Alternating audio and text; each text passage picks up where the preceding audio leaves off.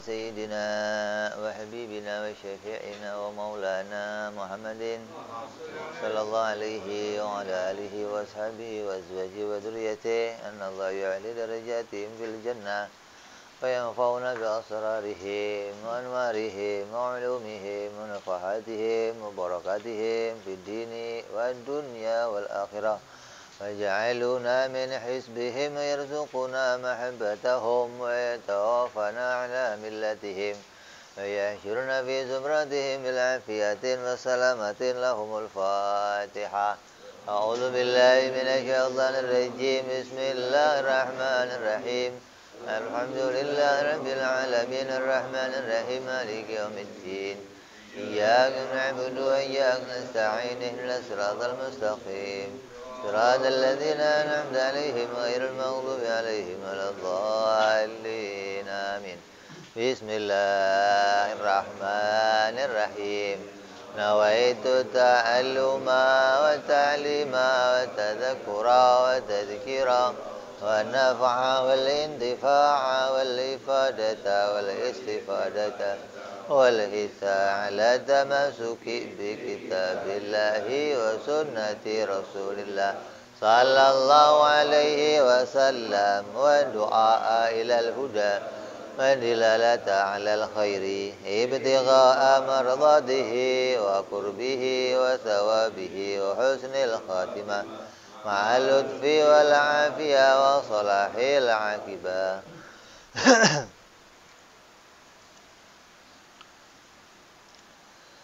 Bismillahirrahmanirrahim. Alhamdulillahirabbil alamin wa bihi nasta'in ala umuri dunya waddin wassalatu wassalamu ala Rasulillah sayyidina wa habibina wa syafi'ina wa maulana Muhammadin sallallahu alaihi wa ala alihi wa sahbihi ajma'in, amma ba'du. Qala musanniful kitab Hadratus Syekh Muhammad Al-Fudhali rahimahullah wa ghafara lahu wa liwalidayhi wa sahibu syarha min Ibrahim Al-Bajuri rahimahullah wa ghafara lahu wa liwalidayhi wa nafa'ana bihima fid darain. Allahumma aftah qulubana futuhal arifin wa bihidmatika wansur alaina birahmatika ya arhamar rahimin. Ila anqal. Alhamdulillah. Yang lalu kita sudah membahas pembukaan yang isinya bismillah. Kita lanjut pada pengertian alhamdulillah. Setelah menuliskan bismillah, lalu musannif menuliskan alhamdulillah. Hal ini dilakukan karena mengikuti kitab Al-Quran. Al-Quran itu pertama kalimatnya apa? Bismillahirrahmanirrahim. Terus alhamdulillahirabbil. Jadi setelah bismillah terus alhamdulillah. Maka dari mengikuti Al-Quran itulah maka pengarang kitab ini setelah memulai kitabnya dengan bismillah lalu memulainya dengan alhamdulillah. Jadi bismillah itu permulaan, alhamdulillah juga permulaan. Kalau kita kan sering menganggap alhamdulillah itu akhir kan. Asal habis makan, alhamdulillah. Asal habis minum, alhamdulillah. Bangun tidur, alhamdulillah. Pulang ke rumah, alhamdulillah. Dianggap alhamdulillah itu akhir. Padahal alhamdulillah itu juga bisa menjadi pembukaan. Kayak contoh khutbah Jumat, pembukaannya apa? Alhamdulillah. Nggak pakai bismillah, langsung alhamdulillah. Nah, kalau pakai bismillah dulu bagaimana? Malah salah gitu. Jadi pembukaan itu bisa sesuatu itu dibuka dengan bismillah, bisa sesuatu dibuka dengan alhamdulillah.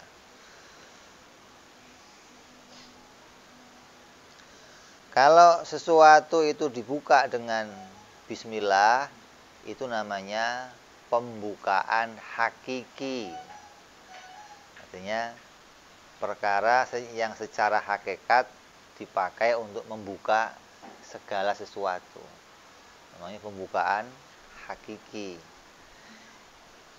Setelah bismillah ditambah dengan alhamdulillah, namanya pembukaan idhofi atau pembukaan yang disandarkan dengan perkara yang lain. Setelah bismillah disambung dengan alhamdulillah.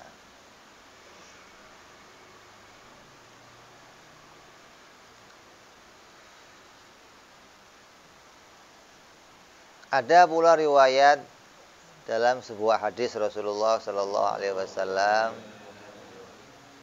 kullu amrin dibalin la yubda'u fihi bilhamdulillah. Bilhamdulillahi al-hadis. Perkara kebaikan tidak mendapatkan keberkahan bila tidak dimulai dengan alhamdulillah.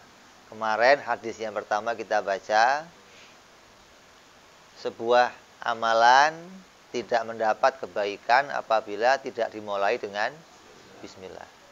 Hari ini kita baca lagi, sebuah amalan tidak mendapat kebaikan bila tidak dimulai dengan alhamdulillah. Kalau mau ditabrakkan, maka dua hadis ini bertabrakan. Jadi saya milihnya yang mana? Yang bismillah apa yang alhamdulillah? Kalau saya milih hadis bismillah, berlawanan dengan hadis yang alhamdulillah. Saya milih pembukaan pakai alhamdulillah, berlawanan sama yang bismillah. Jadi ini dua hadis ini kayak berlawanan, bertabrakan. Artinya masa ada dua perintah tapi berlawanan, kayak kamu kalau mau masuk rumah saya salam ya. Nanti ngomong lagi, kamu kalau mau ke rumah saya ketuk pintu ya. Nanti ini saya salam apa? Ketuk pintu. Kalau saya salam meninggalkan perintah yang ketuk pintu, kalau saya ketuk pintu meninggalkan perintah salam. Jadi bagaimana? Apa digabung aja gitu? Salam sambil ini digabung, ini bismillah, alhamdulillah. Jadi dia lah ya udah mau assalamualaikum dulu ya boleh, ketok-ketok gitu. Pokoknya itu dua-duanya dijadikan satu. Kenapa? Karena dua-duanya perintah gitu. Pembukaan diawali pakai bismillah atau pembukaan diawali pakai alhamdulillah. Musonef pakai dua-duanya. Kenapa? Mengikuti Al-Qur'an. Al-Qur'an juga diawali bismillah, kemudian diawali pula alhamdulillah. Nah, kalau mau tidak mau digabung, jadinya akan berlawanan. Biar nggak berlawanan bagaimana? Ada hadis lagi yang lain. Yang bunyi hadis itu, sebuah amalan yang baik tidak mendapatkan pahala apabila tidak dimulai dengan zikrillah. Nah, hadis yang ketiga ini menjadi jalan keluar agar dua hadis yang tadi tidak berlawanan. Artinya bismillah itu namanya apa? Zikrillah. Alhamdulillah, zikrillah. Jadi dua hadis ini adalah pilihan. Kamu boleh memulai pakai bismillah atau boleh mulai pakai alhamdulillah. Kenapa? Karena dua-duanya adalah zikrillah. Kalau saya mulai pakai yang lain boleh enggak? Saya mulai pakai takbir, Allahu Akbar, boleh enggak? Takbir itu apa? Zikrillah. Ada enggak amalan yang dimulai dari takbir? Apa? Adzan. Adzan bismillahirrahmanirrahim, apa? Allahu Akbar, Allah. Urusannya urusan Afghanistan ini urusannya.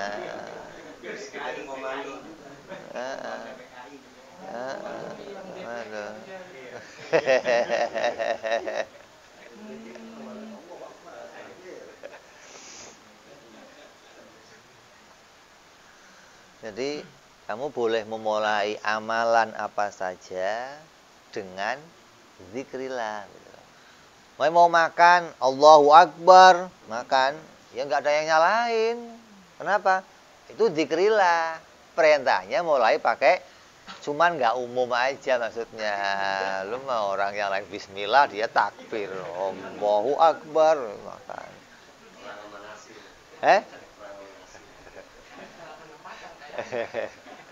Tapi kalau ini pakai hujah, bener nggak salah. Tanya, kok nggak bismillah, Sur? Bismillah apa?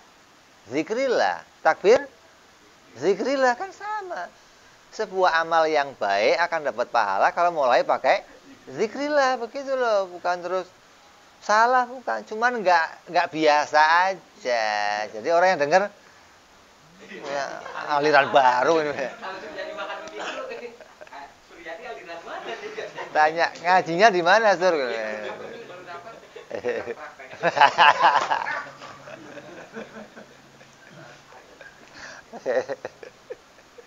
Jadi kalau orang tahu ilmunya itu ya nggak bisa disalahin. Itu punya alasan gitu kan. Jadi asal muasalnya kok kita beramal diawali bismillah, kenapa? Karena ada hadis. Nabi perintah kalau mau beramal pakai bismillah. Contohnya mana? Al-Qur'an pun dimulai pakai, berarti memang prakteknya ada gitu loh. Hadisnya sama prakteknya cocok. Ada pula hadis kok pakainya alhamdulillah. Mana contohnya? Itu bismillah terus alhamdulillah. Nanti dipakai dua-duanya. Nah, kalau saya mau pakai salah satu yang mana? Ya yang mana saja boleh. Apa dalilnya? Dalilnya hadis yang satu lagi bunyinya, sebuah amalan tidak akan diberi pahala kecuali dimulai pakai zikrillah. Kalau ente makan bismillah, mau keluar rumah bismillah, kenapa? Karena itu yang umum. Mau kumpul sama harim juga bismillah. Sekarang takbir coba, Allahu Akbar, semangat. Pak sadar Pak. Ini jihad, jangan Allahu Akbar gitu.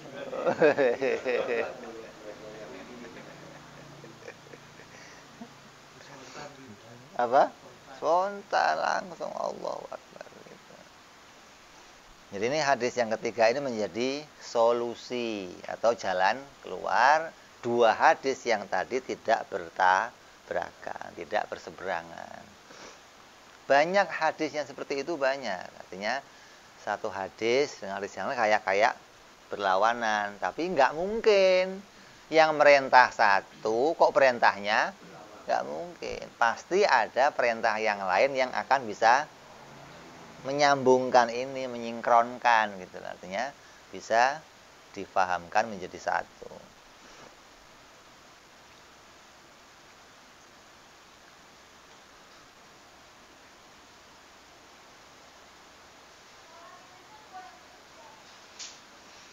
Kemudian alhamdulillah itu secara bahasa apa artinya? Alhamdulillah itu secara bahasa artinya sana'u alal jamili al-ikhtiyari ala jihati ta'zim sawa'un ta'alluqu bil fadail aw sifat allati la yatawaqqafu tahqiquha ala ta'addi atharoha li ghairihi am bil fadaili aw sifati allati yatawaqqafu haqiquhu ala ta'addi.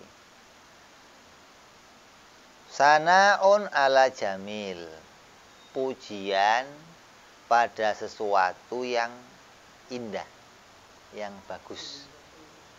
Di pujian itu apa sih? Pujian itu ya ucapan yang baik pada sesuatu yang baik. Itu namanya pujian. Di ucapan yang baik pada sesuatu yang baik namanya pujian. Kalau ucapan yang baik pada sesuatu yang buruk apa namanya? Ucapan yang baik pada sesuatu yang buruk namanya apa? Ejekan. Ada orang jelek, ganteng sini. Lu menghina lu. Ada orang jelek nanti panggil cantik bener. Ini yang jelek juga perasaan. Ente menempatkan sesuatu tidak pada tempatnya. Jadi kalau kamu kok memberikan ucapan yang baik pada sesuatu yang jelek, bukan memuji, justru malah ini malah menghina gitu. Atau itu namanya mengejek. Nah, sebaliknya kalau meletakkan sesuatu yang jelek pada yang baik namanya menghina. Ada orang ganteng diomong, diejek jelek. Nah, kalau ada orang jelek diejek ganteng bagaimana? Ya sama aja, sama-sama ngejek. Jangan terus kayaknya kepedean maksudnya. Itu lagi diejek tapi senang. Jadi yang namanya memuji itu mengucapkan sesuatu yang baik pada perkara yang baik. Contohnya apa? Baik itu pada perkara perbuatan ataupun sifat. Pada sebuah perbuatan ataupun sifat. Perbuatan contohnya apa? Ada orang sholat. Ada orang sholat, kamu ngalam, anak itu soleh bener.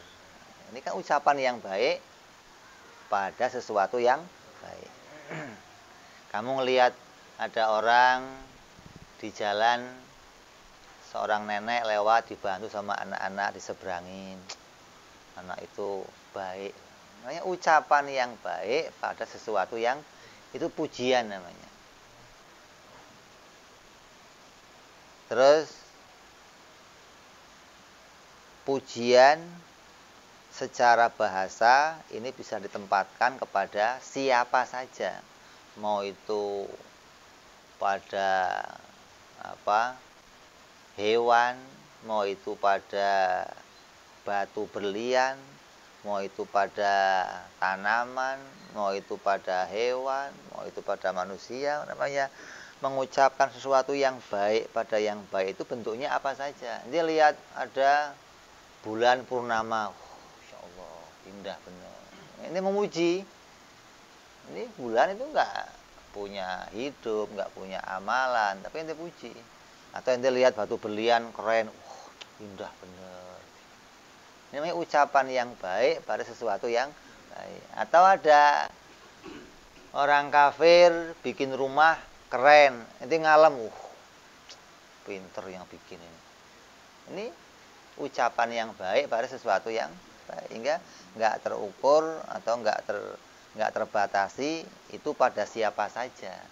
Baik dia itu berbuat baik pada kamu ataupun tidak berbuat baik. Kalau orang yang berbuat baik mah pantas kamu puji. Ada orang ngasih kamu sesuatu, ada orang memuji kamu, ada orang terus kamu membalas kebaikan itu pantas. Kalau umpamanya kok orang itu tidak berbuat baik, terus kamu muji, namanya apa? Tetap pujian secara bahasa. Jadi orang sedunia, orang mana saja itu bisa punya pujian secara bahasa. Kalau dia mengucapkan alhamdulillah, segala puji bagi Allah, secara bahasa berarti orang itu memuji Allah adalah zat yang baik. Allah itu zat yang baik. Allah zat yang terpuji. Baik Allah itu memberi sesuatu kepada dia ataupun tidak memberi sesuatu, kita boleh mengucapkan alhamdulillah. Kamu lihat orang lain dikasih baik sama Allah, alhamdulillah. Boleh. Kenapa? Memuji sesuatu yang baik itu enggak harus dikasih dulu, enggak. Memang karena dia itu baik, kita boleh memuji. Enggak harus kalau Allah enggak ngasih saya enggak muji Allah. Berarti kamu menilai pujian itu hanya dari sebuah pemberian. Kalau enggak diberi, enggak keluar pujiannya, berarti kamu enggak melihat ada kebaikan yang lain pada dirinya sesuatu itu. Nah, Allah ini terpuji, zat yang terpuji. Mau karena ngasih sesuatu atau enggak ngasih sesuatu, memang dia itu terpuji. Kenapa? Kalaupun enggak memberi sesuatu, memang Allah itu zat yang kuasa, maha mengetahui, maha sempurna, pantas untuk mendapatkan pujian. Jadi bukan terus memuji itu harus dengan mendapatkan sesuatu. Ini secara bahasa.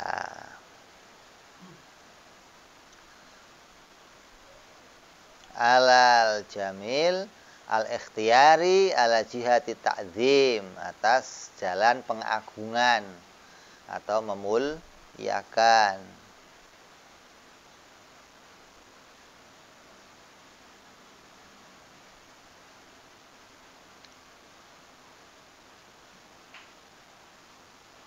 Adapun secara bahasa, artinya menurut lughat, menurut agama, pujian itu apa? Pujian itu fi'lun yumbi'u an ta'zimil mun'im min haitsu innahu mun'imun ala hamidin aw ghairihi.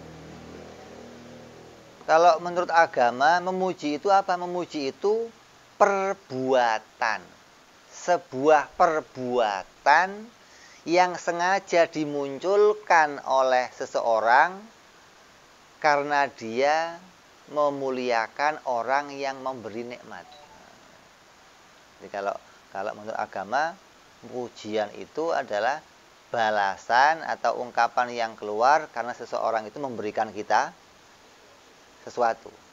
Maka diri kita kok memunculkan sebuah pujian, maka pujian yang seperti itu namanya disebut hamid, atau bentuknya memuji atau sebuah perbuatan yang sengaja dimunculkan. Fi'lun yumbi'u an ta'zim, dari arah pengagungan kepada mun'im, min haitsu, dari arah innahu mun'imun, dia mendapatkan nikmat, alal hamid, dari orang yang dipuji, au ghairihi. Kalau kita memuji kepada Allah, ini karena kita mendapatkan begitu banyak kenikmatan dari Allah. Sampai-sampai kita diperintahkan untuk berpikir. Melihat apa? Melihat bahwa segala yang ada ini hanya munculnya dari Allah. Kalau segala yang ada ini hanya munculnya dari Allah, berarti yang layak dipuji siapa? Jadi kalau kita di hati kita masih menyandarkan pujian atas sesuatu ini pada selain Allah, berarti kita belum melihat kalau sesuatu itu dimunculkan oleh Allah. Kita masih menganggap ada sesuatu selain Allah yang bisa memunculkan. Oh, ini kekeliruan, ini kerusakan. Maka hati kita tidak akan bisa memuji Allah dengan sepenuhnya ketika masih menganggap ada selain Allah yang bisa memunculkan sesuatu. Hingga nanti pujian itu hanya milik Allah. Pujian itu hanya untuk Allah. Akan bisa muncul seperti itu ketika kita bisa mengetahui bahwa tidak ada perkara yang lain yang layak untuk dipuji. Artinya dipuji dari arah memunculkan sesuatu, dari arah mendatangkan sesuatu. Jadi kalau kamu kok lihat orang bawa sesuatu, orang nganterin sesuatu, orang beri sesuatu, ada yang bantu orang lain, maka kebaikan-kebaikan yang datang itu hanya didatangkan oleh Allah. Tidak ada selain Allah bisa mendatangkan kebaikan, tidak ada. Jadi kalau ada orang lain berbuat baik, itu pasti didatangkan oleh Allah. Makanya kalau kamu dikasih sesuatu sama orang, balasan yang paling istimewa itu kamu mendoakan dia dengan mengatakan jazakumullah khairan katsira. Semoga kamu mendapatkan balasan atau pahala dari Allah. Kenapa? Karena kita menyadari bahwa apa yang didatangkan dia itu dari Allah. Hingga pujian yang utamanya hanya untuk Allah. Kamu bisa mendatangkan sesuatu, kamu bisa membantu orang, kamu bisa. Yang puji Allah, ya Alhamdulillah. Alhamdulillah. Alhamdulillah. Terus ketika semakin kamu bisa melihat kenikmatan-kenikmatan itu, maka hanya pujian yang keluar dari lisan kita atas segala yang jadi karunia Allah. Di atas bumi yang kita pijak ini penuh jutaan kenikmatan Allah. Di atas bumi yang kita pijak ini penuh dengan jutaan kenikmatan. Dan jutaan itu enggak berhenti, berganti tiap waktu, hingga enggak terbilang berapa jumlahnya. Di atas kita langit Allah penuhi dengan jutaan kebaikan Allah. Allah tidak ambrukkan, Allah hiasi dengan bintang-bintang, Allah curahkan hujan, Allah jadikan sinar. Banyak kenikmatan yang muncul dari langit. Dan jumlahnya pun berganti-ganti satu sama lainnya. Dalam diri kita dari jempol kaki sampai rambut Allah penuhi dengan jutaan kenikmatan. Kalau kamu bisa melihat tiap-tiap kenikmatan itu, maka kamu akan bisa senantiasa memuji Allah. Tapi ada kadang orang yang melihatnya hanya tidak bisa melihat secara terperinci, tapi lihatnya secara global. Apa? Allah menciptakan saya. Alhamdulillah. Nah setelahnya bagaimana? Ya jalan sendiri. Nah ini. Jadi pujiannya hanya kepada Allah diberikan yang menciptakan saya. Nah setelah diciptakan bagaimana? Ya saya ngurus hidup saya. Wah ini yang repot. Tidak pernah sedetik pun kita lepas dari kekuasaan Allah. Hingga tiap nafas kita, tiap kedip kita, tiap gerak kita, itu pujian itu hanya pantas diberikan kepada Allah yang menggerakkan, menjadikan nafas, menjadikan kedip kita. Enggak ada yang lain yang layak untuk mendapat pujian atas itu semua. Kita hidup ada yang sudah 40 tahun, ada yang 30 tahun, ada yang 50 tahun. Coba kita nanya masing-masing. Kira-kira kalau selama 50 tahun, selama 40 tahun saya hidup, itu selama hidup kita butuh makanan. Kalau kita Indonesia berarti makannya pakai beras. Ada nggak orang yang jamin hidup kamu 40 tahun dengan beras sampai sekarang ini? Siapa yang jamin? Yang jamin DKI apa Pak Anies atau Pak Jokowi? Enggak, kalau dia suruh jamin 40 tahun sanggup nggak kira-kira? Sanggup? Terus kamu mikirlah, selama saya hidup 40 tahun yang jamin beras untuk saya siapa? Saya nyari sendiri, Bib. Nggak bisa memuji Allah kalau begitu. Kamu akan muji diri kamu sendiri. Atau muji yang bantu kamu. Oh, saya dikasih si anu, dikasih si anu. Tidak bisa melihat yang menjamin itu hanya Allah.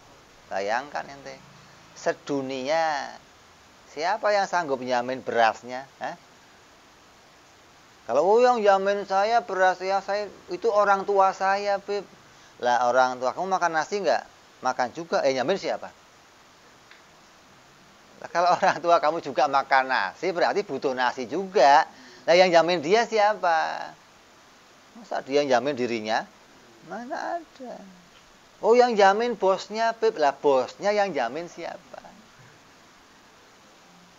Kalau kamu nggak bisa melihat itu datang dari Allah, kamu nggak bisa memuji kebaikan Allah. Nggak bisa. Jadi orang yang bisa memandang kepada kebaikan Allah ini, maka dia akan bisa mendatangkan pujian untuk Allah. Perintahnya Allah apa? Fa bi ni'mati rabbika fahaddits. Dan atas kenikmatan Tuhanmu maka ceritakanlah.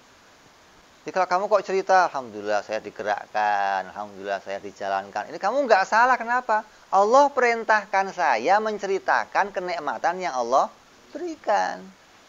Kalau kamu nggak ngakui itu, malah kamu nggak menjalankan perintahnya Allah. Kamu nggak menganggap itu kenikmatan dari Allah. Kamu anggap saya gerak sendiri, diem sendiri. Allah nggak ikut menggerakkan, nggak ikut. Nah, ini mata hatinya picek yang begitu. Atau mata hatinya tertutup. Jadi mata hati itu ada beberapa tingkatan. Mata hati yang tertutup itu kayak siapa? Mata hatinya orang kafir. Abu Jahal itu didatangkan mukjizat oleh Nabi. Dari kamu itu Muhammad. Nggak bisa melihat itu dari Allah, nggak bisa. Ini mukjizat langsung. Bulan dibelah. Hewan diajak ngomong, orang mati dihidupkan, pohon diajak, nggak bisa melihat itu datang dari, ya buta udah. Fir'aun, tongkat Nabi Musa jadi, masih nggak bisa lihat, laut dibelah terakhir, baru, ya udah saya iman, terlambat, udah ngambang, baru saya mau iman. Mata hatinya itu nggak bisa melihat kalau itu datang dari namanya apa? Picek, buta. Ada lagi mata hatinya, yang kedua mata hatinya orang Islam. Awamnya orang Islam. Mata hatinya awamnya orang Islam ini mengakui kalau Allah itu pencipta. Tapi nggak bisa memandang mana yang jadi kenikmatan yang datang dari Allah. Yang dipandang, dapat ini dari si Anu, dapat ini dari si Anu, baju ini dari si Anu, ini dari si Anu. Semua dia nggak bisa melihat pemberian dari Allah. Tapi ngakui kalau Allah pencipta. Ini awamnya orang mukmin. Kenapa begitu? Hatinya penuh dengan kekotoran. Apa? Hasud, riya, sombong, ghadab. Komplit di hatinya hingga cahaya nggak bisa masuk untuk bisa melihat Allah pemberi kenikmatan. Ini mata hati yang kedua. Lah, kayak kita ini, kalau sudah bisa menghapus satu kotoran hati yang nutup hati kita, satu kotorannya rontok, maka cahaya masuk sedikit. Maka kayak kita ini, bisa melihat sedikit kebaikan Allah. Bisa melihat gerak saya datang dari Allah, diam saya dari Allah, hidup saya dari Allah, mati saya dari Allah. Nanti kalau sudah mulai dibersihkan semua, wah mulai jelas itu. Sampai bisa melihat nafasnya, melihat gerak semuanya, hingga melihat semua kenikmatan orang, ini datang dari Allah, datang dari Allah terus. Sampai puncaknya apa? Terbuka semua hatinya, kekotoran hatinya dibersihkan. Terang benderang dia lihat Allah, maka dia nggak melihat lagi ada orang bisa berbuat baik. La haula wala quwata illa billah. Itu puncaknya. Kalau kamu kok masih memandang, oh dari si anu, dari si anu, dari si anu. Allah kok dipinggirkan, berarti mata hati kamu masih tertutup. Apa yang nutupinya? Ya kotoran-kotoran tadi. Jadi pujian kepada Allah itu enggak sekedar memuji Allah, tapi kita mau melihat kalau itu pujian secara syariat, maka itu adalah bentuk perbuatan yang sengaja kita munculkan karena kita mengagungkan orang yang ngasih kita kenikmatan. Orang yang ngasih kita sesuatu, maka kita mengagungkannya dan mengucapkan alhamdulillah. Segala puji bagi Allah. Maka semakin kita bisa melihat kebaikan Allah, semakin banyak pujian yang akan muncul. Lah kita kan enggak. Kadang munculnya pujian kalau tanggal muda doang, terima gaji, alhamdulillah. Nanti sebulan lagi enggak muncul nih. Bulan depan, alhamdulillah. Munculnya sebulan. Masih mending, masih muncul sebulan sekali.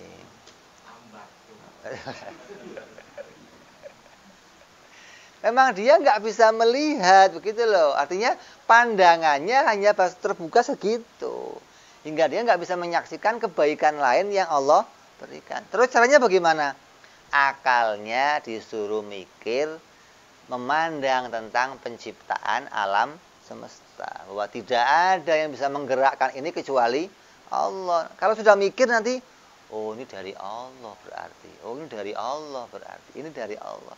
Maka nanti hatinya akan mengakui. Itu mulai kesombongannya terkikis, sifat kibirnya terkikis, sifat bangga dirinya terkikis, sifat menganggap dirinya bisa beramal terkikis. Terus ini hingga bisa melihat, oh ternyata Allah yang menolong saya atas semua perbuatan baik yang saya lakukan. Ini terbukanya pandangan ini, kita bisa memuji secara baik kepada Allah Subhanahu wa taala.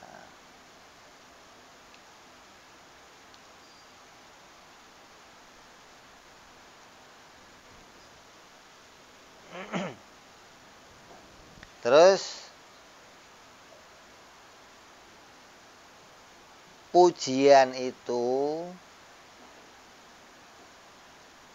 rukunnya ada 5.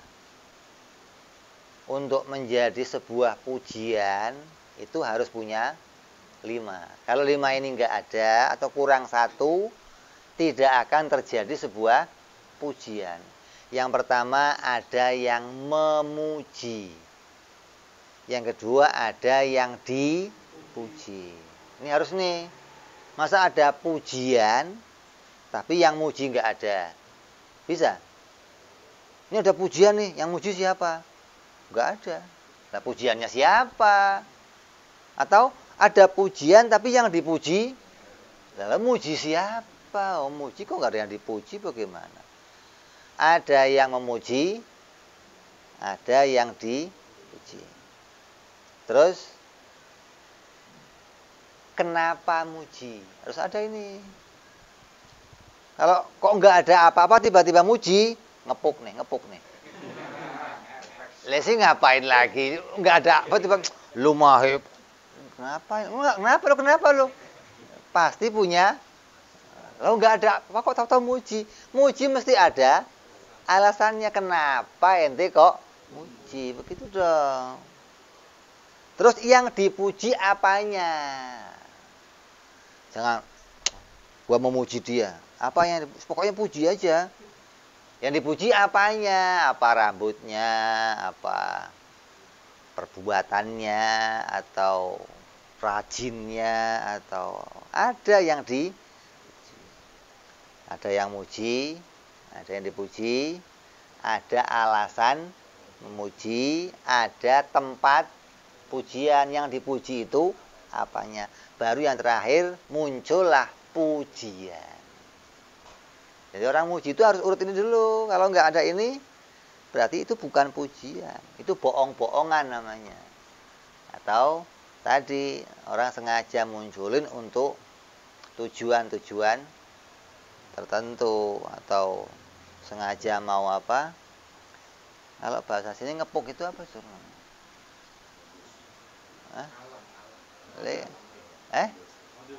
Modus.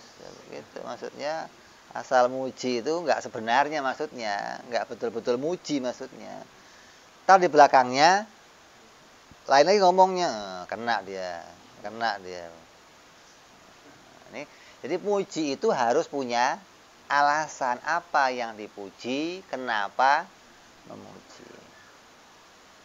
Lah kamu kepada Allah juga begitu. Yang mau muji kamu, yang dipuji Allah. Yang dipuji apanya?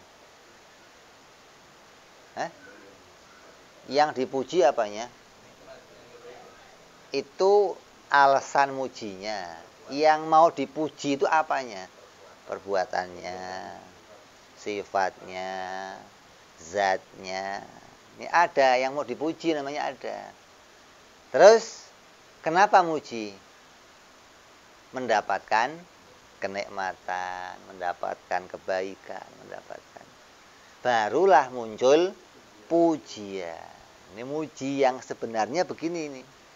Jadi kamu sebagai pemujinya Allah yang dipuji, kamu muji apanya Allah? Alhamdulillah. Tanya ya, kamu puji apanya? Pokoknya alhamdulillah aja lah. Itu enggak jelas juga. Ini orang muji apa main-main?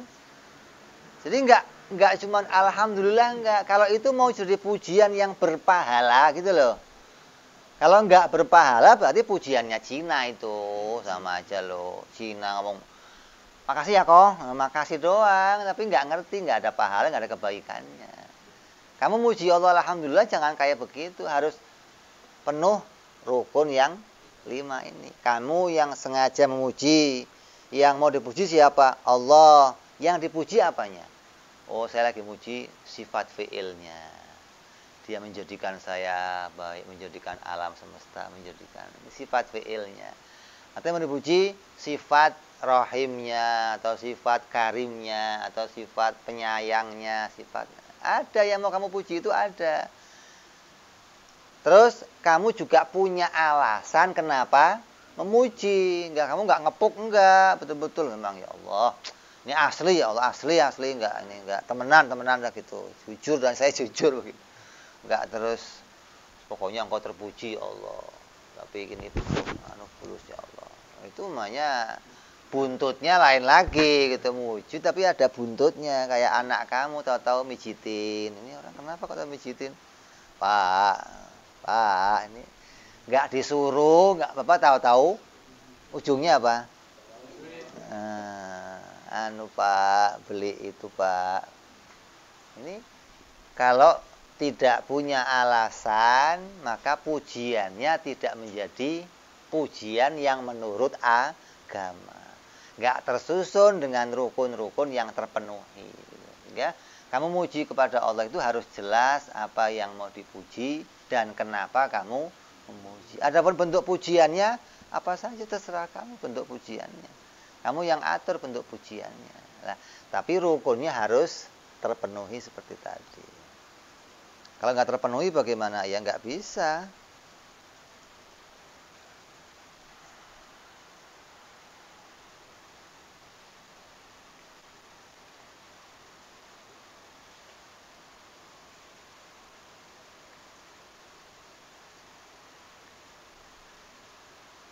Kayak contohnya kamu mendapatkan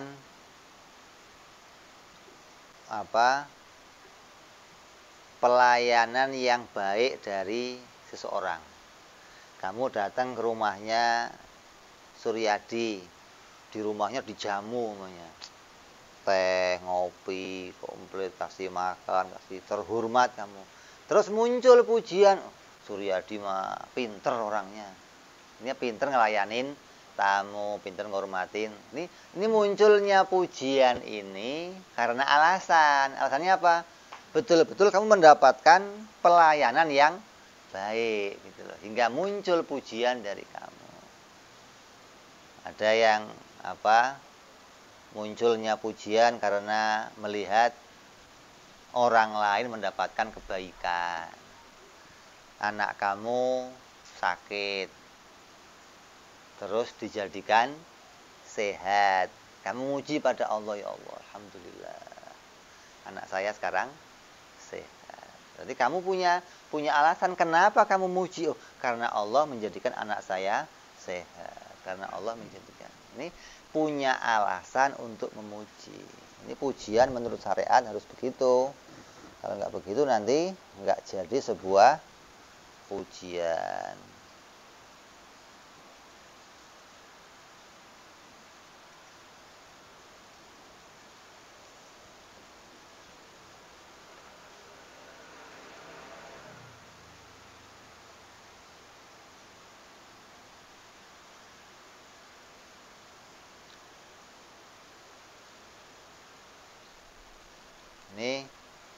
Ini jelas namanya kita langkah satu persatu dari memahami apa itu pujian secara bahasa, pujian secara agama, terus rukunnya pujian.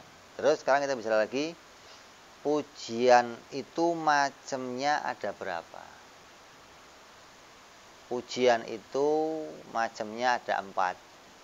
Yang pertama, pujian yang datang dari Allah. Yang kedua, pujian dari Allah kepada para nabi.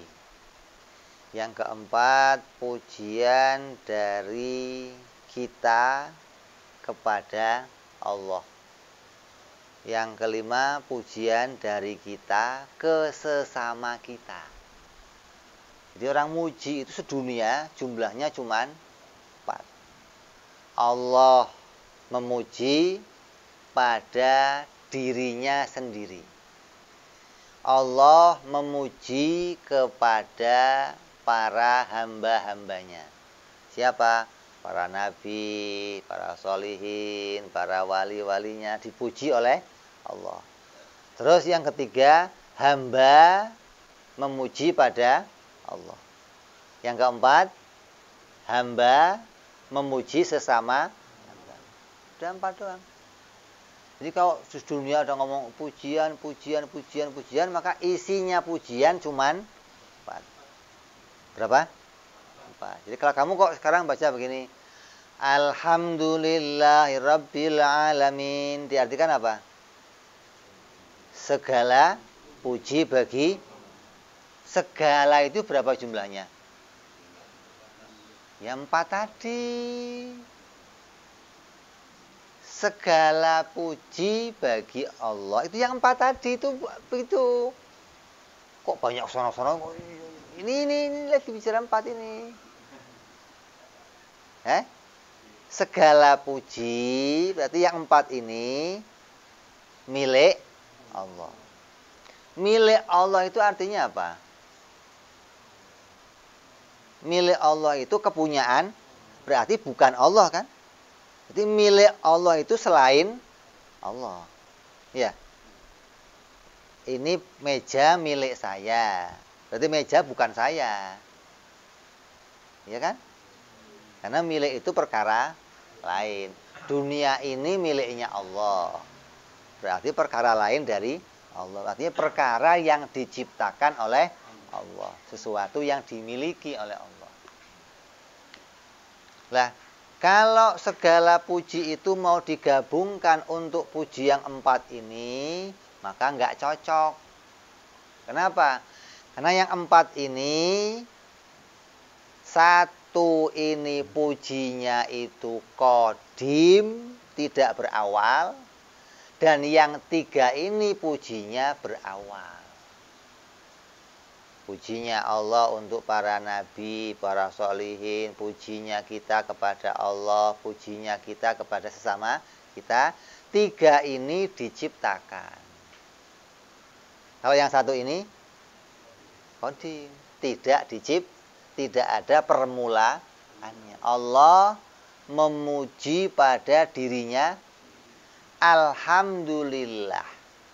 Segala puji bagi Allah. Kalau kalam itu yang ngomong Allah, Allah memuji dirinya sendiri, mulainya kapan? Mulainya kapan? Tidak ada mulainya. Jadi pujian yang 1 ini tidak berawal, tidak diciptakan. Ini bukan milik Allah berarti. Apa namanya ini? Ini haknya Allah. Atau ini untuk Allah. Jadi pujian Allah untuk dirinya, bukan miliknya, bukan ini, tapi puji Allah untuk dirinya. Nah, yang 3 ini milik Allah. Hingga para ahli tauhid, ahli kalam kalau mengartikan alhamdulillah, maka mengartikan segala puji hanya milik dan untuk Allah. Begitu loh. Yang milik yang mana? Yang 3 tadi. Yang untuk yang mana? Yang 1 ini. Ini untuk Allah. Kalau nggak dipecahkan begini, kamu nggak ngerti. Ini segala puji itu, segala itu berapa jumlahnya? Dunia kan banyak. Enggak. Saya muji kamu. Kayaknya saya muji. Muncul dari saya untuk kamu. Ini milik Allah padahal. Kalau Allah nggak menjadikan pujian, kamu nggak bakal dipuji. Kok boro-boro ada yang muji kamu? Ngelirik aja enggak. Sampah kamu itu. Kita ini, untung Allah hias kita, ditutupin. Dikasih rambut keren, dikasih kulit keren, dikasih sampai ada orang yang Allah jadikan muji kita. Makanya sejelek apapun kamu mesti ada cewek yang muji. Yang sekelasnya dia maksudnya. Lah iyalah masa lah ya kan masa Allah jadikan pasangannya, masa nggak ada pasangannya bagaimana? Pasti ada pasangannya. Hingga kalau kamu bisa menyadari ini, memahami ini, maka kamu akan tahu bahwa ketika ada seseorang mendapatkan pujian, mendapat kemuliaan, mendapat penghormatan, maka kita melihat itu didatangkan oleh Allah. Kalau ada orang muji kamu, wih, Mas, wah, kamu alhamdulillah. Kenapa? Ini Allah yang mendatangkan. Yang layak, engkau yang layak dipuji Allah, bukan saya. Gitu loh. Ada orang muji kamu pinter, ada orang muji kamu hebat, ada orang muji kamu. Kamu mujinya apa? Alhamdulillah. Nah, kalau ada orang kok muji kamu tapi nggak ada pada kamu gimana? Artinya kamu dikenal sebagai orang baik. Tapi kamu ngaku kamu itu belum baik. Orang muji kamu, doain saya dong, kamu kan orang baik. Tapi kamu tahu kamu itu bukan orang baik. Terus gimana? Tenang, gue doain, biar baik dah, biar baik. Kamu bohong berarti sama diri kamu. Kamu terus terang, pahit. Saya belum baik. Amplop hilang. Hasaroh. Kita nggak terus terang, dosa. Terus gimana? Minta sama Allah, ya Allah, jadikanlah pujian yang dipujikan orang itu kenyataan pada saya, ya Allah. Gitu, sama Allah. Ya Allah, jadikan beneran, ya Allah. Jangan ini muji tapi nggak ada kenyataannya sama saya. Kita mintanya sama Allah yang bisa menjadikan pujian itu jadi kenyataan. Dipuji baik, dipuji jujur, dipuji kerjanya rajin, dipuji semua yang ketika itu kok nggak ada pada saya, kita minta sama Allah, ya Allah, mudah-mudahan yang dipujikan dia betul-betul ada pada saya, hingga kita nggak jadi orang-orang yang berbohong, nggak jadi orang-orang yang menutupi diri, menganggap dirinya baik, tapi ngakui dirinya itu belum baik dan mengharap Allah merubahnya menjadi orang yang baik. Ini orang yang sadar bahwa pujian itu ketika datang dari sesuatu, maka yakinlah itu didatangkan oleh Allah Subhanahu wa Ta'ala. Jadi nggak ada orang muji kita atau muji, nggak ada. Allah yang jadi pujian Allah. Kamu diberikan kebaikan, diberikan keahlian, diberikan kemampuan, diberikan. Makanya kayak para habaib. Para habaib itu tidak ada yang pernah mengangkat dirinya untuk layak dipuji. Kalau ada habib kok ngangkat dirinya untuk layak dipuji, ini perlu diragukan kehabibannya. Kenapa? Karena habaib itu semuanya hanya menginduk pada Rasulullah Shallallahu Alaihi Wasallam. Kebaikan yang diperolehnya muncul dari Rasulullah Shallallahu Alaihi Wasallam. Kalau nggak dituang, nggak ditumpahkan sedikit dari Rasulullah, nggak ada kebaikan yang diterima, nggak ada. Semuanya muncul dari Rasulullah Shallallahu Alaihi Wasallam. Itu yang ada dalam jiwanya para habaib. Makanya kalau dipuji, kamu tuh hebat, enggak. Saya anak cucunya Rasulullah, maka semua dari sana. Munculnya dari Rasulullah yang meneteskan kebaikan untuk anak cucunya, untuk siapa saja. Lah ketika ini bisa muncul pada diri kamu, ini istimewa. Artinya bisa muncul bahwa kebaikan kamu itu enggak kamu akui dari diri kamu, tapi tetap muncul dari Rasulullah Shallallahu Alaihi Wasallam. Kenapa? Karena segala kebaikan ini enggak akan kita terima kalau Allah tidak menciptakan Nabi Muhammad Sallallahu Alaihi Wasallam. Hikmahnya muncul Nabi Muhammad, maka muncul semua kebaikan yang ada di dunia ini. Hingga yang pertama layak kamu bersyukur bisa mendapat kenikmatan ini, manusia yang layak kamu syukuri ya Rasulullah Sallallahu Alaihi Wasallam. Dikatakan man lam yashkurin nas lam yashkurillah. Siapa yang enggak bersyukur kepada manusia, maka dia enggak bersyukur kepada Allah. Maknanya yang enggak memuji kepada pengantar kebaikan, berarti dia enggak menghargai Allah sebagai pemberi kebaikan, gitu loh. Allah ngasih, kamu disuruh nganterin, kamu enggak digubris. Penting intinya. Nah, ini kamu enggak menghargai yang ngasih. Nah, yang ngasih ini menjadikan yang mengantar. Yang mengantar itu diperintah untuk dihormati. Sehingga pujian yang pantas untuk dipuji itu dikembalikan semuanya kepada Allah Subhanahu wa taala. Jadi kalau saya muji selain Allah boleh enggak, Beb? Ya boleh. Kamu muji orang lain, muji Cina, muji orang kafir, muji boleh. Tapi pujian itu kamu sadari ini milik Allah. Allah menjadikan dia pinter, Allah menjadikan dia semua. Hingga kita nggak melihat ada satu kebaikan pun muncul dari dirinya makhluk kecuali itu diciptakan oleh Allah Subhanahu wa taala. Maka muncullah alhamdulillah, segala puji hanya milik Allah dan untuk Allah. Yang tiga ini milik Allah, yang satu ini untuk Allah. Terus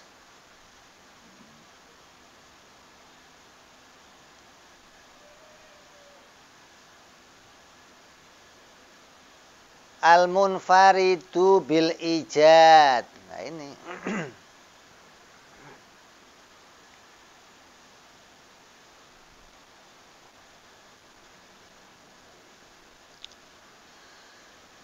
al-munfaridu bil ijad, yang esa di dalam menciptakan.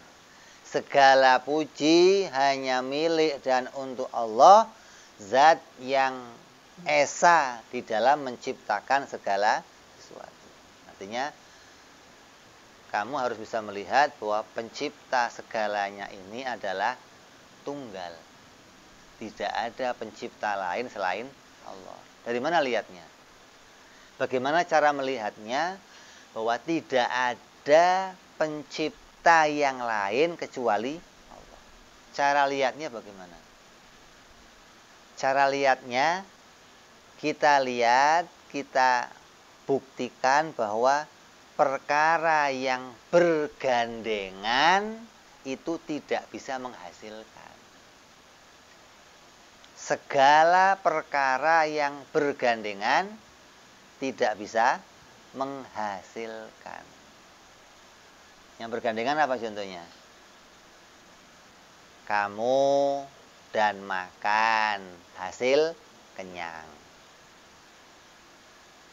Kamu dan makanan bergandengan menghasilkan ya. Kamu dan obat menghasilkan sembuh. Berarti ini dua perkara menghasilkan satu. Ini harus bisa kamu buktikan kalau itu tidak bisa menghasilkan. Yang bisa menghasilkan harus yang sendiri, nggak bisa yang bergandengan. Selagi dia bergandengan, tidak bisa menghasilkan. Ini tepuk. Suaranya berapa? Satu. Yang tepuk berapa? Yang menghasilkan yang mana? Yang menghasilkan suara tangan yang mana? Ini tepuk ini. Suaranya berapa? Yang tepuk berapa? Yang menghasilkan yang mana?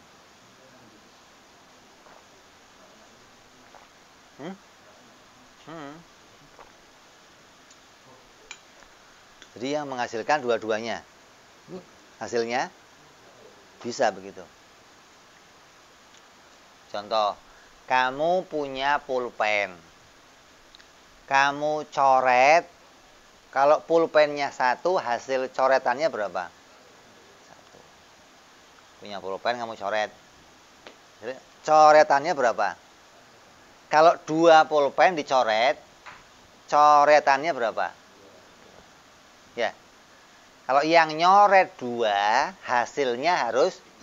Kalau yang nyoret 1, hasilnya. Coba pulpennya 2, hasilnya 1. Bisa nggak? Pulpennya 2, hasil coretannya. Bisa nggak? Harusnya berapa? Harusnya berapa? Tepuk begitu. Kalau yang bikin ini 2 tangan, hasilnya harus 2 suara. Masa 1 suara sih bagaimana?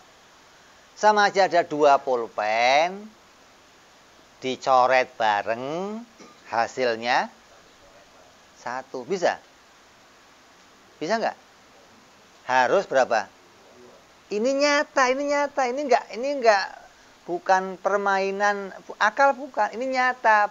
Pandangan kamu harus bisa lihat bahwa tidak mungkin ada pulpen 2 menghasilkan 1 coretan. Jadi barang yang 2 tidak bisa menghasilkan 1 perkara. Kalau barangnya 2, hasilnya harus. Nah, nyatanya yang kita kerjakan bersama hasilnya selalu 1. Saya makan, hasil kenyangnya berapa? 1. Kamu minum obat, hasil sehatnya berapa? 1. Itu yang menghasilkan 1 itu yang mana? Kamunya atau obatnya? Jadi kalau kamu bisa berpikir bahwa setiap yang bergandengan nggak bisa menghasilkan, maka kamu bisa menemukan penciptanya harus Esa. Maka pencipta yang Esa itu hanya Allah. Maka kamu bisa melihat nanti segalanya ini diciptakan oleh Allah. Nggak ada yang lainnya, nggak ada. Artinya nggak ada perkara bergandengan bisa menghasilkan. Nggak ada. Kalau dulu guru-guru kita sering ngasih gambarnya pakainya ayam. Ayam. Telur ayam satu telur ayam. Ini bisa dikeluarkan oleh 1 ayam. Kalau 1 telur dikeluarkan oleh 2 telur, bisa nggak? Bisa nggak? Telurnya 1, ayamnya 2. Ngeluarin telur 1. Bisa nggak?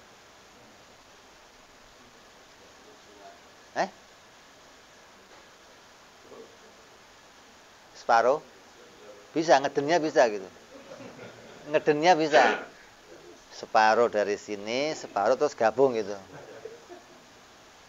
Kalau telurnya 1, ayam yang nelor harus berapa? 1. Kalau ayamnya 2, telurnya harus. Kalau 1 berarti yang 1 nggak nelor. Ya. Ada telurnya 1, ayamnya 2, pasti yang 1 nggak nelor. Yang nelor pasti. Ya. Betul begitu?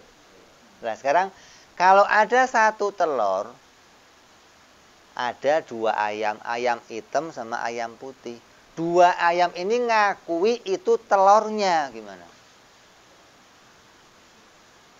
Yang benar yang mana?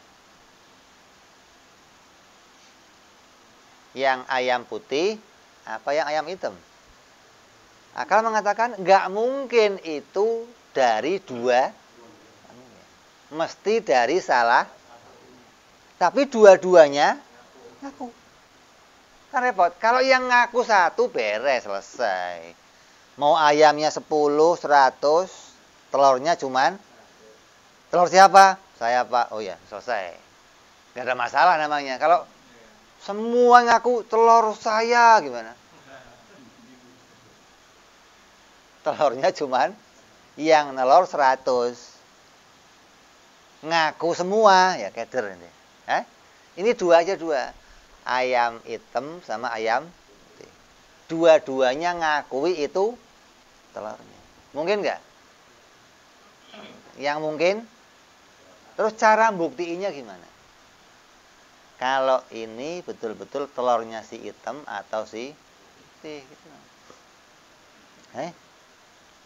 Cara buktiinnya suruh nelor lagi. Coba lu nelor lagi, gua mau liatin yang muncul yang mana. Artinya begini, manusia kita itu sering ngaku, saya bisa ini, saya mengerjakan ini, saya menghasilkan ini, ini buatan saya, ini kerjaan saya, ini hasil saya. Sering aku begitu, sering. Allah juga ngakui kalau itu perbuatan Allah, itu ciptaan Allah, itu milik saya. Jadi yang benar pengakuan siapa ini? Yang benar pengakuan siapa? Pengakuan kita atau pengakuan Allah? Yang benar pengakuan siapa? Ini ayam hitam sama ayam putih. Hasilnya yang ngakuin. Jadi yang betul pengakuan siapa? Pengakuan kamu atau pengakuan Allah?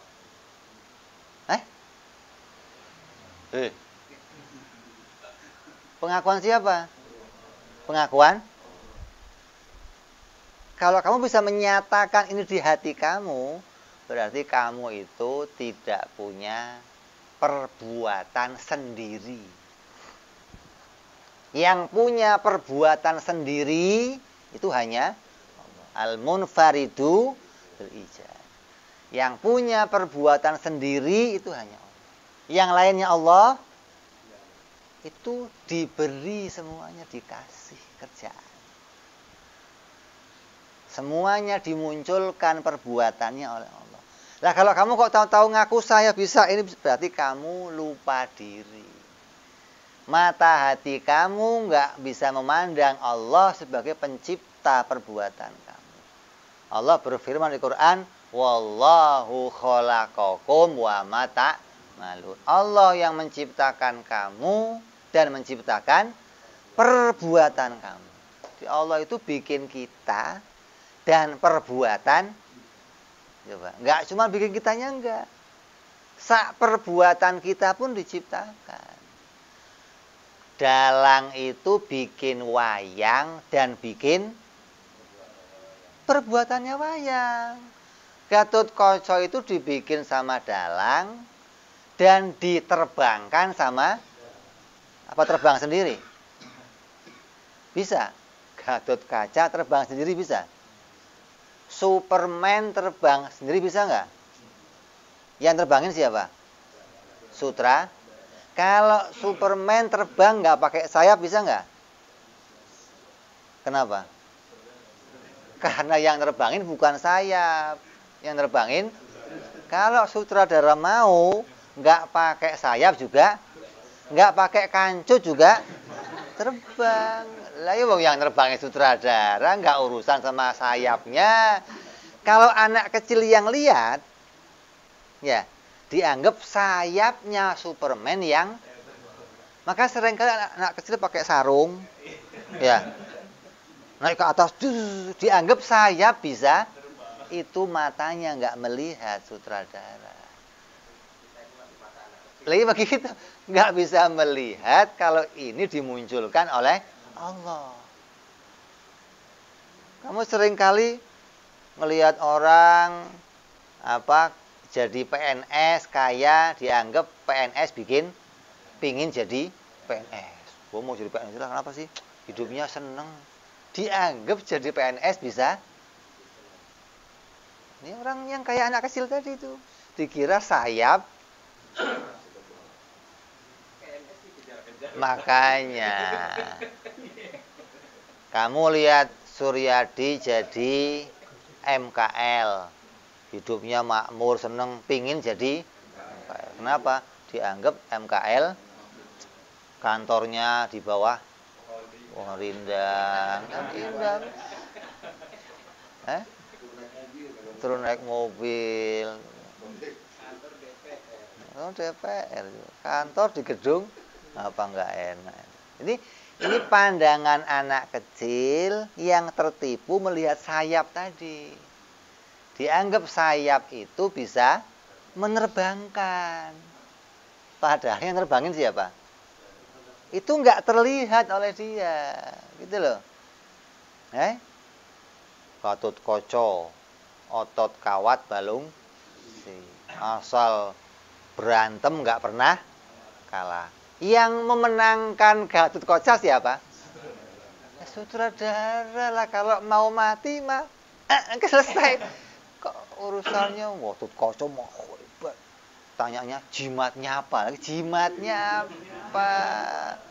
Oh, ada pakai cincin. Kalau cincinnya kecil, khodamnya kecil. Lu pakai yang gede, batu bata gitu. Jadi khodamnya rada gede, serem, nakut-nakutin orang. Tapi kalau khodamnya nggak keluar, batanya sampai.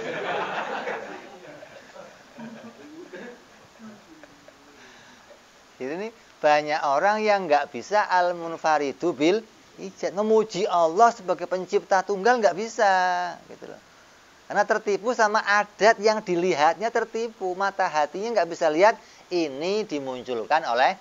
Lah ini kamu dituntut melihat ini, gitu loh. Akal kamu dituntut melihat ini dimunculkan oleh Allah, nggak ada yang lain yang ikut munculin, nggak ada. Hanya Dia pencipta tunggal. Gatut Kaca ya Dia yang munculin, Kurawa Dia, begitu loh. Iblis yang munculin Dia, Fir'aun yang munculin Dia, para nabi yang munculin Dia, malaikat yang munculin Dia, semua yang di jagat yang munculin, nggak ada yang lain, nggak ada.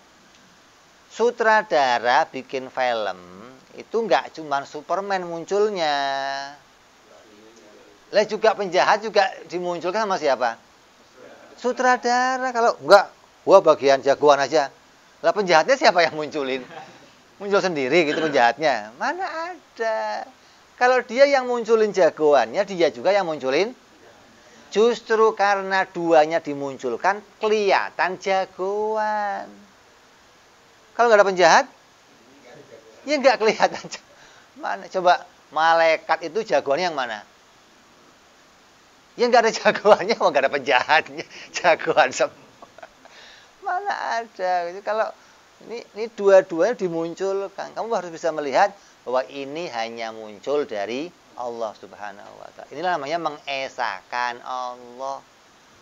Kalau kamu masih suka pakai sarung terus naik-naik, ya sudah. Berarti kamu mata hatinya belum terbuka, mata hatinya belum bisa memandang kalau Allah itu yang menciptakan, Allah yang memunculkan. Hingga ketika ini bisa terpandang bahwa yang benar itu hanya pengakuan Allah, Allah itu pencipta yang mengakui semuanya, aku yang menciptakan, maka pengakuan kita itu hanya didukung syariat. Kalau saya ngomong ini motor saya ngomong ini HP saya ngomong ini istri saya, ini anak saya, ini kerjaan saya, ini rumah saya, ini proyek saya, ini saya, hatinya kembali Allah yang mencipta. Kalau hatinya kembali ke situ, berarti kamu masih pakai sarung. Kalau hatinya nggak bisa kembali ke situ, berarti kamu masih pakai ikatan sarung. Menganggap itu semua muncul dari kerjaan kamu. Kalau masih begitu, kamu nggak akan bisa muji Allah sepenuhnya, nggak bisa. Pujian kamu pasti sebagian dari perbuatan Allah kamu puji, sebagian nggak kamu puji. Kenapa? Sebagian kamu anggap datang dari diri kamu atau dari orang lain. Nggak semuanya datang dari Allah Subhanahu wa Ta'ala. Nah, tugas kita dituntut bisa menemukan al-munfaridu bil ijad. Dialah yang esa di dalam menciptakan segala sesuatu. Kalau hati kita bisa sampai seperti ini, maka kita akan bisa melihat betapa segala yang ada itu hanya datang dari Allah. Gerak saya, diam saya, datang dari Allah.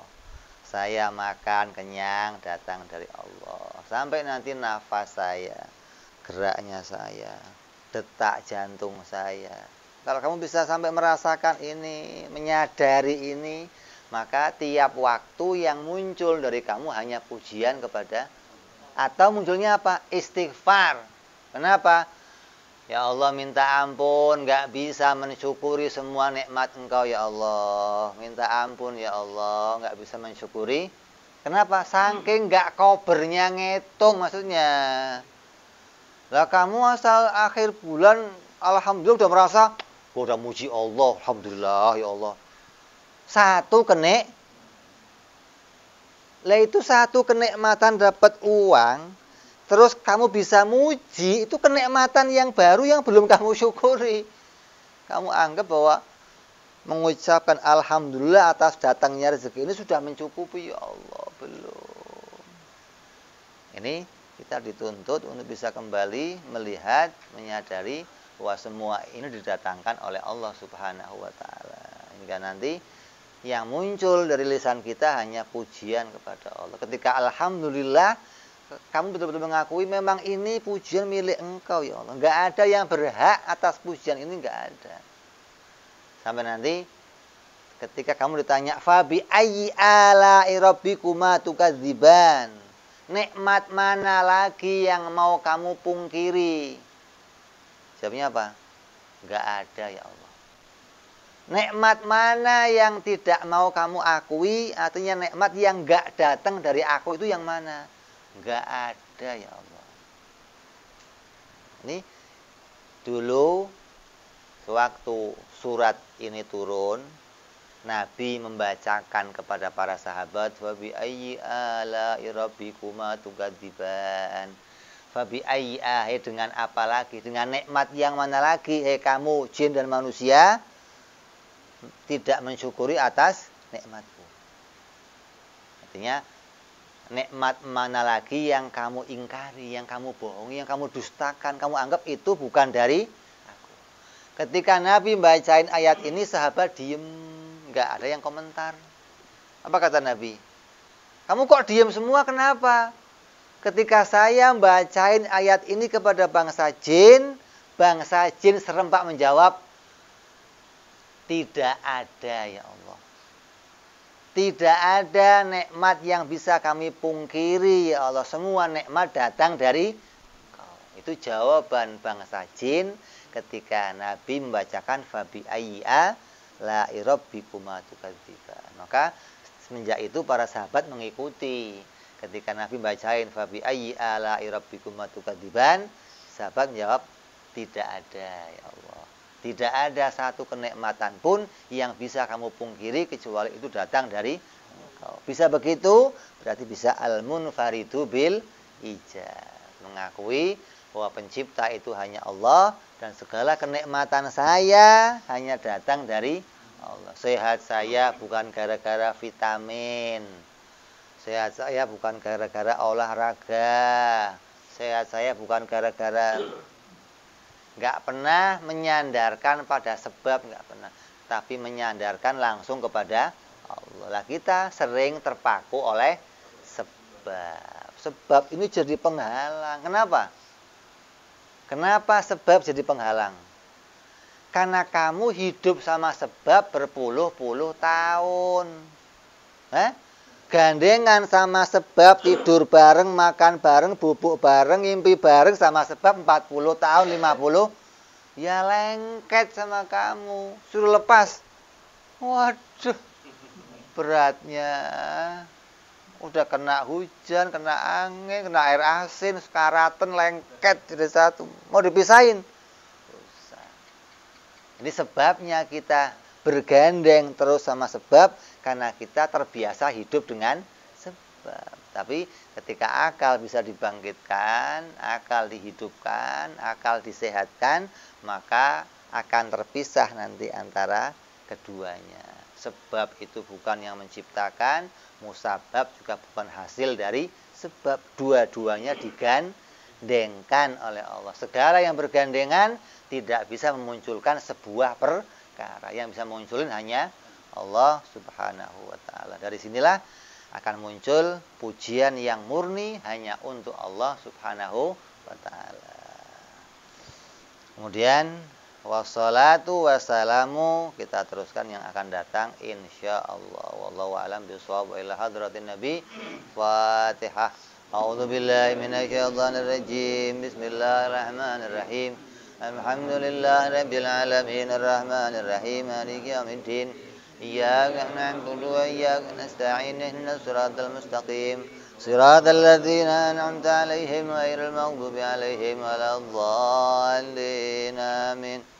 Ya Rabbana tarafna bi anana tarafna wa anana asrafna ala ladha ashrafna fatub tauba taghsil kulli hauba wa zurlana aurati wa amini rawati wa ubili walidina rabbi wa mauludina wal ali wal ihwani wa sairil hillani wa kulli dhi mahabba au jiratin au suhbah wal muslimina ajma'a amin rabbi fadlan wa judan manna la biktisami minna bil mustafa rasulina dhabi kulli suli Salla wa salam Rabbi alaihi andal habbi wa alihi wa sahbihi idada tasi suhbi walhamdulillahi fil badi wa tanahi subhana rabbika rabbil izzati amma yasifun wa salamun al mursalin walhamdulillahi rabbil alamin.